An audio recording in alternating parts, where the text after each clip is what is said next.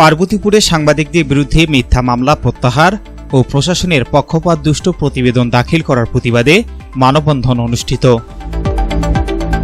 আসসালামু আলাইকুম। এমকে টেলিভিশনের নিয়মিত সংবাদে আপনাদের স্বাগত জানাচ্ছি। আমি ঋতু আক্তার। এতক্ষণ শুনলেন সংবাদ শিরোনাম, এখন ডেস্ক থেকে বিস্তারিত। দিনাজপুরে পার্বতীপুর প্রেসক্লাবের 6 সাংবাদিকদের বিরুদ্ধে দায়ের করা মিথ্যা মামলার প্রত্যাহার এবং পিবিআই-এর তদন্ত কর্মকর্তা এডিশনাল ডিআইজি মাহফুজ্জামান আশরাফ ও জেলা পুলিশ পরিদর্শক প্রদীপ কুমার রায়ের দাখিল করা পক্ষপাতদুষ্ট তদন্ত প্রতিবেদনের প্রতিবাদে মানববন্ধন কর্মসূচি পালিত হয়েছে। বুধবার সকাল 10টায় পার্বতীপুর প্রেসক্লাবের উদ্যোগে প্রেসক্লাব সংলগ্ন সড়কে এ মানববন্ধন অনুষ্ঠিত হয়।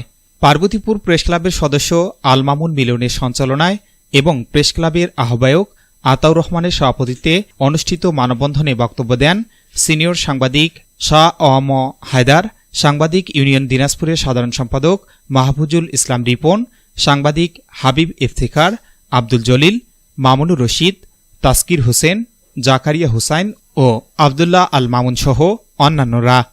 বক্তারা বলেন, কথিত মিজানুর রহমান মিজান পার্বতীপুর প্রেসক্লাবের 6 সাংবাদিকদের বিরুদ্ধে হয়রানিমূলক ও ষড়যন্ত্রমূলক মিথ্যা মামলা দায়ের করেছেন। তারা পিবিআই-এর তদন্ত কর্মকর্তা মাহফুজ্জামান আশরাফ ও পুলিশ পরিদর্শক প্রদীপ কুমারের দাখিল করা প্রতিবেদনের তীব্র প্রতিবাদ ও প্রত্যাখ্যান জানান।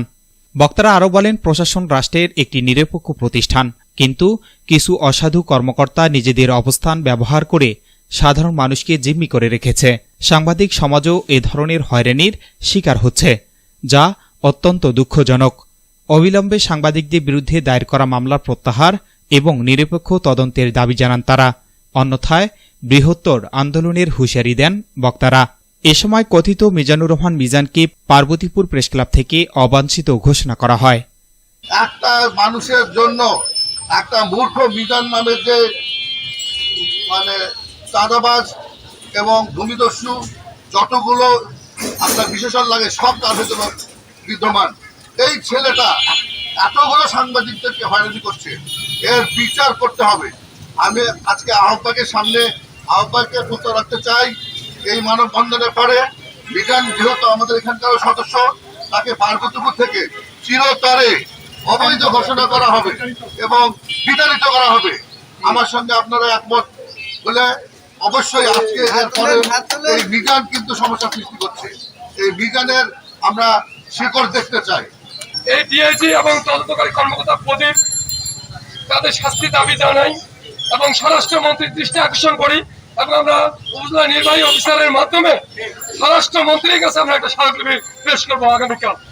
এবং পাশাপাশি দিনাজপুর জেলার সাংবাদিক ইউনিয়ন একটি মানববন্ধন অনুষ্ঠান করবে, এই অনুষ্ঠানে আমরা সবাই উপস্থিত থাকবো।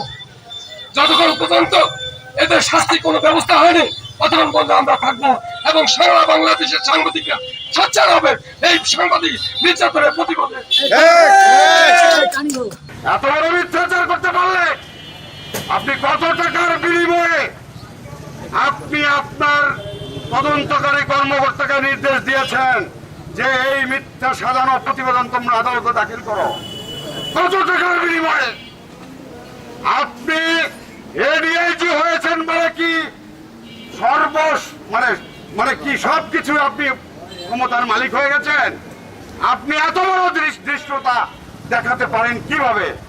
আপনি কি মনে করেন পার্বতীপুরে যারা আমরা বাস করি আমরা বিড়ালের ছানা? আপনি কি মনে করেন পার্বতীপুরের সাংবাদিকরা দুর্বল?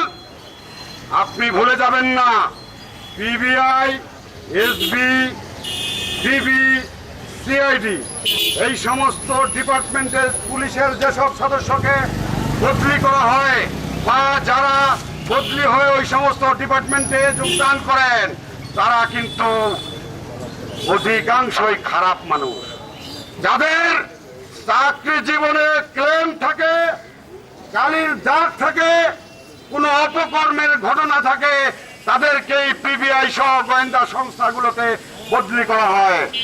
যে ঘটনা তদন্ত করে পুনরায় ঘটনাটা তদন্ত করা হোক, সেই সাথে নিরপেক্ষ একটা তদন্ত করে সংশ্লিষ্ট যদি কেউ থাকে তাদের নাম দেওয়া হোক এবং আমরা পুনরায় আসলে এই ঘটনার তদন্ত চাচ্ছি। সেই সাথে ঘটনা তীব্র নিন্দা ও প্রতিবাদ জানাচ্ছি এবং আরো বলতে চাই যে আপনারা যদি প্রতিনিয়ত আগামীতেও যদি এই ধরনের কোনো প্রকার কর্মকাণ্ড করেন, আপনারা যদি মিথ্যা সত্য ঘটনাকে আড়াল করে মিথ্যা প্রমাণিত করে বিভিন্ন জনকে বিপদে ফেলে যদি আপনারা কোনো প্রকার অনৈতিক স্বার্থ হাসিলের চেষ্টা করেন, সেই ক্ষেত্রে আমরা কিন্তু বসে থাকবো না। এর সাথে আজকে যে আন্দোলনের প্রথম আমরা দিন পার্বতীপুরে মানববন্ধন করছি, আজকে এটাই আমাদের আন্দোলন কর্মসূচির শেষ নয়। আগামী 2-4 দিনের মধ্যে আমরা দিনাজপুর প্রেস ক্লাবের সামনে একই দাবিতে একই বক্তব্য নিয়ে আমরা হাজির হব। সেখানেও আমরা আন্দোলন।